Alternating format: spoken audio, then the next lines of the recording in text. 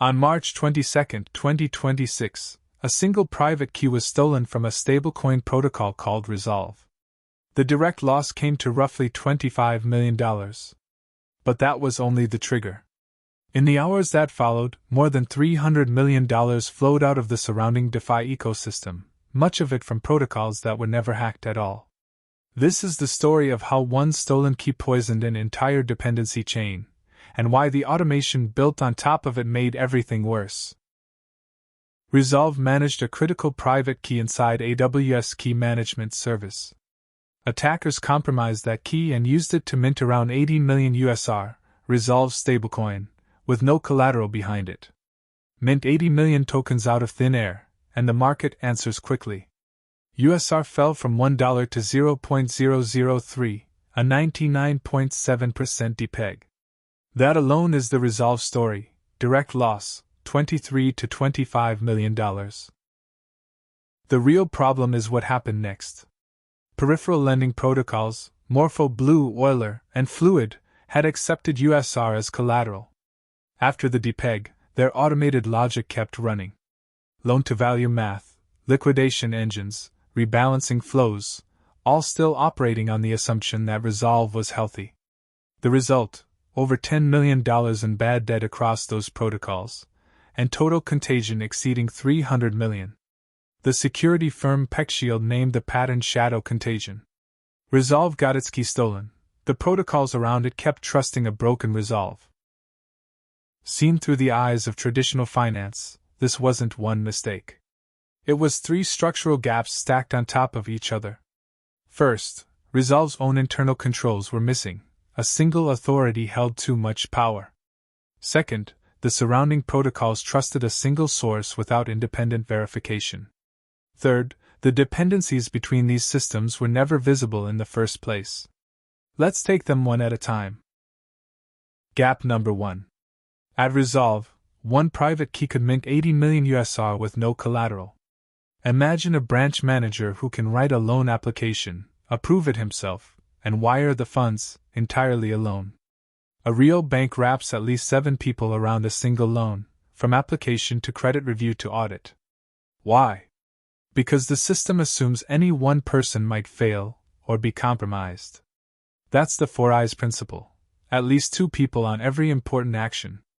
Resolv's key was a single point of authority. Steal it, and nothing stood between the thief and an 80 million token mint. Smart contracts are protected by math. Key management lives outside the math. Gap number 2. When Morpho Blue, Euler, and Fluid accepted USR as collateral, the only source they referenced was Resolv itself. A bank taking real estate as collateral checks published land values, an independent appraisal, a site inspection, comparable sales. Here, the moment Resolv was poisoned, everything downstream was poisoned at the same instant. Yes, these protocols combine oracles like Chainlink and PYTH. But what got poisoned wasn't the price feed, it was the integrity of the supply itself, and no one could independently verify that 80 million tokens had just been minted without authorization. Gap number 3 is the deepest. Nobody owns the job of making dependencies visible. Resolv audited its own contracts. So did Morpho Blue, Euler, and Fluid. Every protocol was audited individually. But how Morpho Blue behaves when Resolv breaks? Nobody ran that simulation ahead of time. DeFi has no integrated risk officer who sees the whole system. Each node is checked. The edges between them belong to no one. Traditional finance has been here before. In 1974, the failure of Germany's Herstatt Bank nearly triggered a chain of bankruptcies through a settlement timing gap. The response that same year was the Basel Committee on Banking Supervision, central banks and regulators reviewing each other. Not a single rule, but a common framework, capital requirements, liquidity coverage, stress tests, mutual disclosure. A system that sees the whole. As of 2026, DeFi has no equivalent. You can't just copy that into DeFi culture. But visualizing your own systemic risk, and verifying it through independent sources, is non-negotiable. On that point, DeFi is 50 years behind banking. Here's the paradox at DeFi's core. DeFi was born under the banner of trustless finance.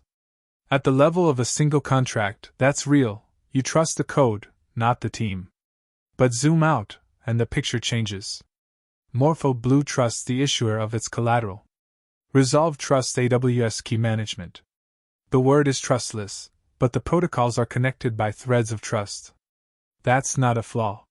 Finance doesn't work without trust. The problem is that DeFi rarely admits this trust exists. And if you're connected by trust, you need a system that periodically verifies it.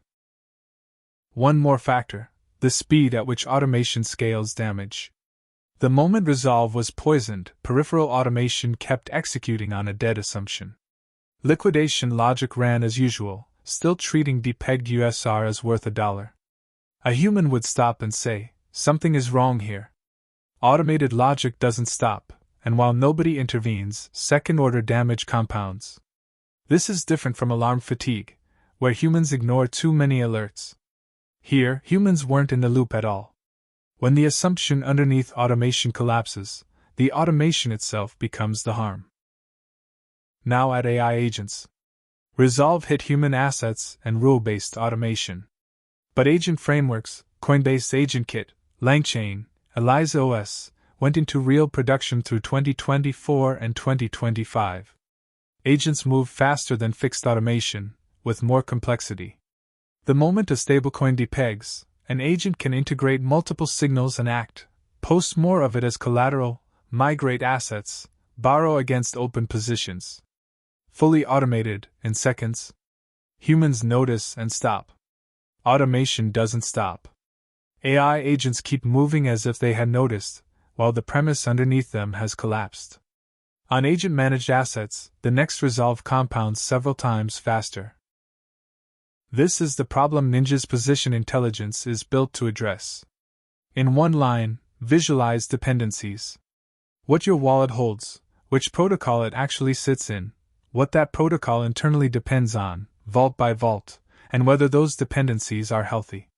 Zapper, Zerion, DeBank show what you hold, not what your holdings depend on. It builds a dependency map and detects anomalies on it. If your Morpho Blue position has Resolv anywhere in its chain, a warning surfaces. This pool accepts USR as collateral. USR is 99% depegged. Consider pausing further deposits. Detection from outside the protocol, so a human notices even while the automation keeps running. Earlier in the series, Ninja was described as an independent second channel. NinjaScan is Day 1's minimum version of that idea. Day 2 adds position intelligence and a dashboard, extending that channel into continuous dependency monitoring.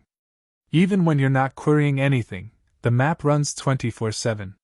The way the Basel Committee visualized systemic risk at a layer above individual banks, position intelligence visualizes dependency risk at a layer above individual DeFi users. The scale is different. The philosophy is the same. Let's line up the three gaps one final time. 1. A single overpowered authority. One key minting 80 million tokens. 2. Single source trust, no independent verification. 3. Invisible dependencies that nobody owned. Traditional finance spent 50 years institutionalizing the answers: the 4 I's principle, multi-source verification, Basel-style integrated monitoring. All of it starts from one premise: humans get fooled, keys get stolen, and automation becomes harmful the moment its assumptions collapse. DeFi hasn't absorbed that premise yet, which is why a Resolv class failure cascades.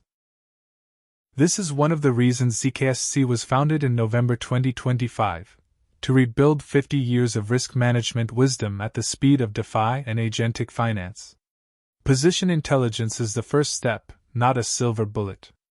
No tool can promise to stop every attack. But you can know, today, whether your assets sit inside a dependency chain one stolen key could poison. To try the minimum version, send any contract address to the NinjaScan bot on Telegram. If you run a DeFi protocol and want to visualize your dependencies, ZKSC is looking for proof-of-concept partners. The next incident won't wait. The time to look at your dependency chain is before it breaks.